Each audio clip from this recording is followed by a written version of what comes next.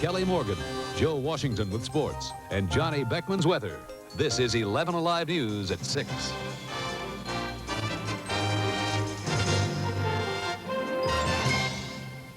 Good evening. First the Olympics and now the heavyweight champion of the world. Atlanta has reason to be proud. Hometown hero Evander Holyfield is basking in Hollywood spotlight after knocking out Buster Douglas last night. Now, this is what things looked like last night right after the fight, a wild celebration in the locker room with family and friends. We can't show you videotape of what had happened just minutes before, but we do have still pictures like this. The lethal blow for Buster Douglas. We have team coverage of the excitement that knockout has generated, beginning with 11 Alive's Joey Chen. He looks a lot like me without my shirt. Well, not really, but when you work for a winner, you start to feel like one, like the guys at Evander's car dealership. Even after their late-night celebration, the crew was up early this morning. We've been up since 4 o'clock waiting on the paper to come out.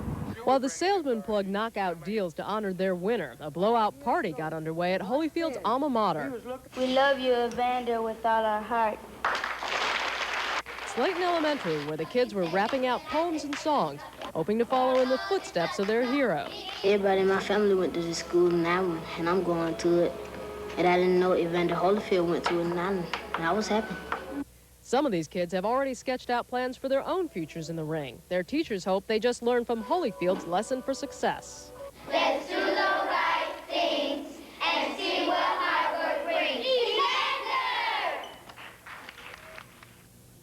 The kids and everyone else in Atlanta are dying to see him, but he won't be home until next week. He's left Vegas for a talk show appearance in L.A. Then handlers say he's got a private surprise with family tomorrow.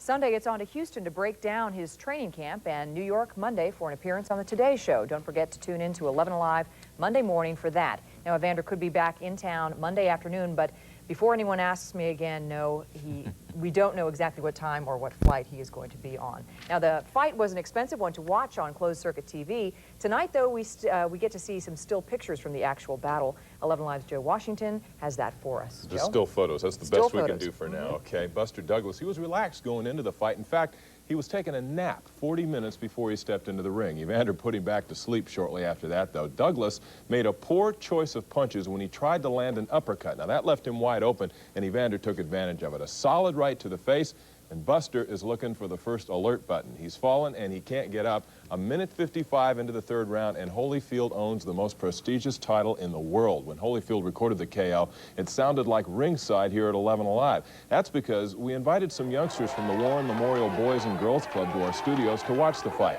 Their only chance to watch the guy who learned boxing at their club. They mimicked every punch and cheered every replay. Their hero is now the champ. And the kids say we throw a pretty good party here at 11 Alive. All right, that was a good time for everyone who just loves Atlanta.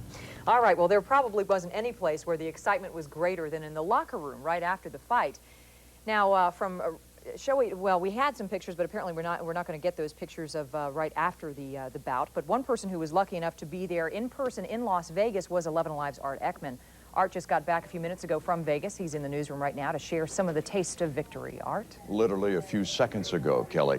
Actually, the security was so good that no one really got into the locker room itself, and really that wasn't where the excitement was. Just take the tape off and take a shower and get ready to meet the public. But of course, Evander is a very unusual champion. He not only went through all the network reporters and all the newspaper reporters, but then took time to go down a line of like 50 cameras from local stations around the United States and do an individual interview with each one of them.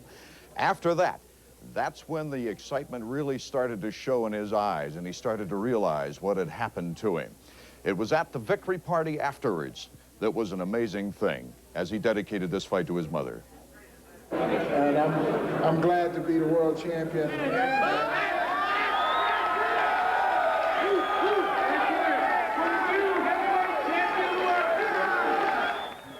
Evander met his various fans from Atlanta that were able to go to Las Vegas, and he introduced all of his crew that helped support him throughout the many, many years. Of course, his mother and family were there.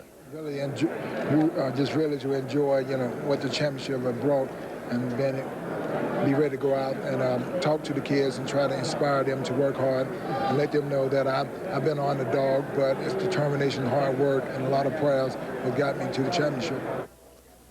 It was a wonderful feeling for anyone with any pride at all with the city of Atlanta, because as you well know, Evander Holyfield, I should say. I get so used to the Eastern writers calling him that. But Holyfield, anyway, was amazing in handling all of this excitement at that party. Kelly, you just had to be there, I guess, to really get that feeling. But I know you got that feeling once you saw the fight anyway. Oh, sure. Now, we understand that one of Buster Douglas's entourage really took the loss hard, didn't he? Yeah, as we walked out of the victory party, which was held at Caesar's Palace, we looked up, and a lot of people were looking up, of course, and there was a man dangling there on the Mirage at the top of the Mirage Hotel. And David Gallegos, a member of Douglas's training team, threatened to commit suicide after the fight. And let me show you some of the pictures of there. Here he is up on top of the building, hanging out on the ledge, some 30 stories up. That's where all the fireworks display was. We thought it was just maybe a depressed fireworks worker. But Gallegos was finally convinced to come down after police talked with him over 3 hours. It was not against the law to threaten suicide in Las Vegas. No charges have been filed against Gallegos. He was taken to the hospital for psychiatric observation. It was also rumored, as we looked up to him, that he was one of the fighters that was dropped from the World Championship card because of time elements and so forth. And he was rather depressed as well as for Buster's loss. All right, Art. Thank you very much. Well, in a way, Holyfield scored a double knockout here in 11 Alive last night. Holyfield knocked out Douglas while L.A. Law was on the air, and in our eagerness to get the news to you, we knocked out the last minute or so of L.A. Law right at the point where the plot was climaxing. Well, believe me, we have listened to your calls about this all day and for a good portion of last night. And a little later in the newscast, we will play those final moments of L.A. Law.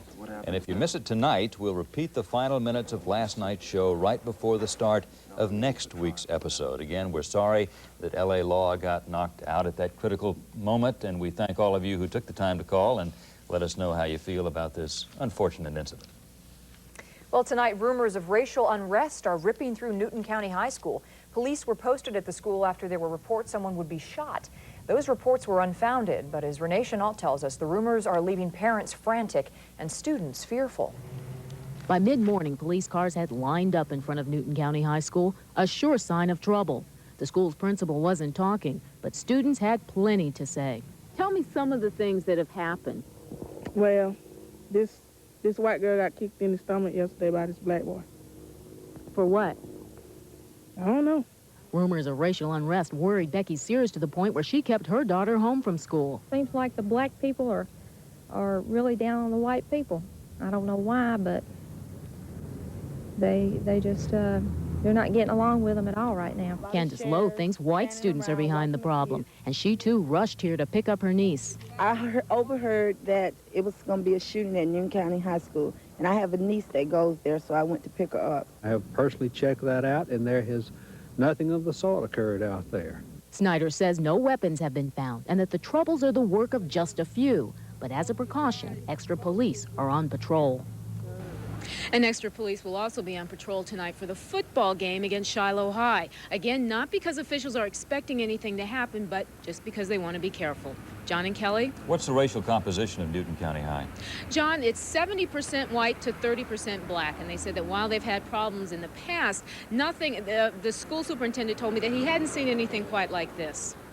All right, Renee, thank you very much. Well, Cobb County School Police are asking the school board to allow them to wear their weapons on their hips and not hide them in other places. Officer Stephen Meadows is the spokesman for the Cobb School System's 13-person security force. Meadows and the others want the board to allow them to wear their guns on the school campuses. Steve Miles has the story. The issue is not whether Cobb School Police should have guns. They do. The issue is when they can carry them. Now they're allowed to have them on their person after school hours and during extracurricular activities. But they also have them with them every day, but concealed, sometimes in the trunk of a car.